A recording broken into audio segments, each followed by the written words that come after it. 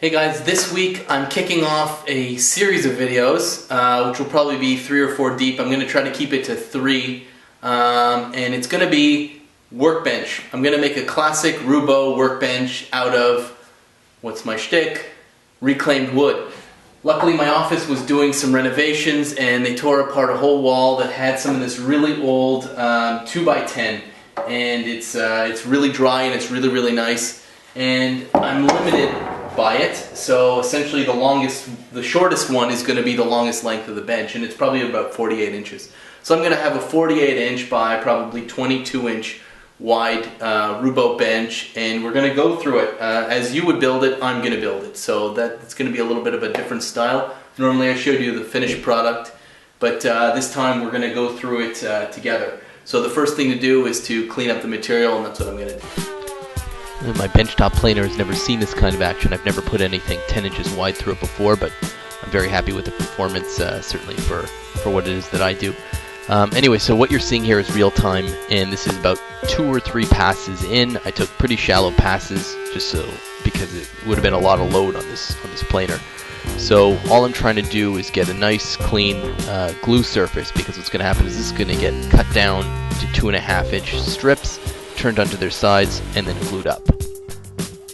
The amount of sawdust that this creates is insane. I know I need a dust collector, and I am looking into getting one, but in the meantime, that's what I had there. It was a lot to clean up. So what I'm showing here is real-time speed. This is how long it takes to saw a board this large. I had to do it by maybe going a little bit above halfway of the material, pushing it through, and then flipping the board over and then finishing the cut that way. We see the fast motion cuts a lot, and it seems like it's really easy for these saws to cut that much, especially a 1.5 horse contractor saw, but I didn't find that to be the case. I'm sure I could have gotten better results with a ripping blade instead of the combo blade that I have in here, and a full kerf, and what I have is a thin kerf. And what that does is it deflects and causes binding, so that's certainly something I could look into in the future.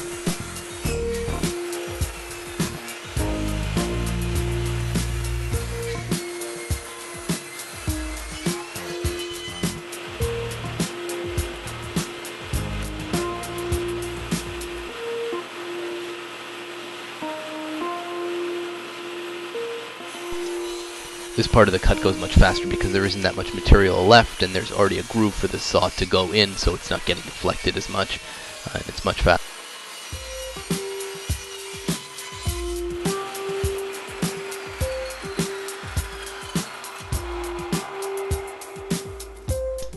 What you're seeing here at the right side of the screen is that there's a little bit of a raised portion of the board, and that's because my outfeed table and my table saw are not perfectly level. My garage slopes into the middle because there's drainage.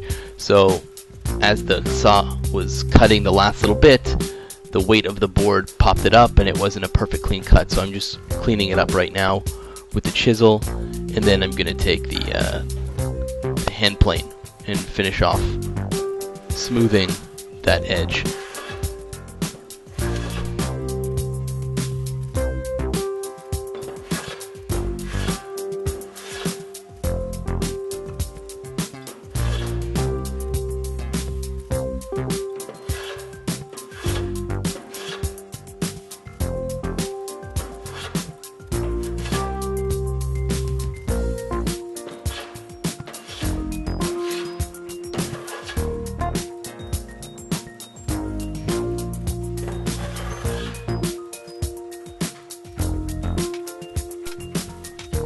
This part I sped up because it would have just taken forever, and it's just a glue up, so there was no real lesson to be learned here, apart from one that my buddy Tim Sway pointed out to me, is get a glue roller, and it'll go much faster.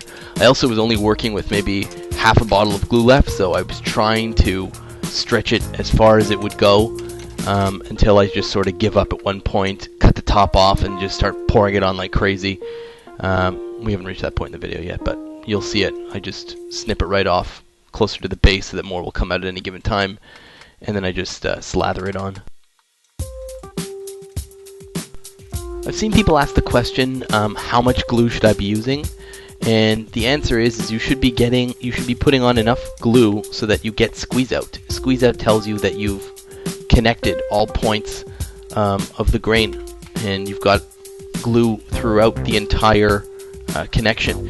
If you don't have glue throughout the entire connection, you're going to have dry spots, and what that means is weaknesses. So you're going to make your whatever it is that you're building more fragile. So look for the squeeze out, get the squeeze out.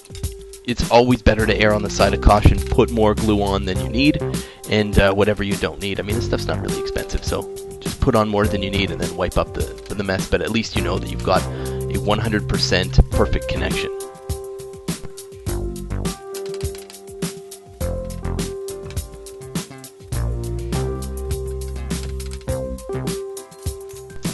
This portion of the video is also sped up for the sake of sanity, otherwise it would have taken way too long. But what you're seeing me do here is put on cauls. I put painter's tape on the top and the bottom, I guess, of what you're seeing there, so that when the glue squeezes out, it won't join them to the bench top that I'm making there. And I had cauls at the back, the front, and in the middle. And what this does is keep the boards level as possible, so you have it as flat as possible a bench top as you can. Of course, you will still need to flatten some kind of operation, either through a planer or with a hand plane or with a router flattening jig, but this just makes it as easy as possible.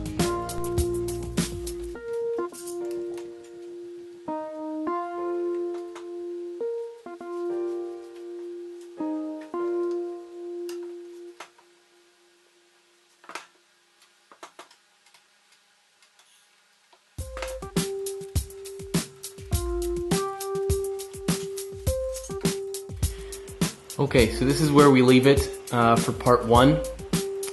I actually don't have any more clamps, so this is half the bench top. The other half is piled up over there. The next video, I won't bother showing how I glued up the other half. I'm just gonna do it. I'll glue up the whole thing, and we'll start planing and getting a flat bench top.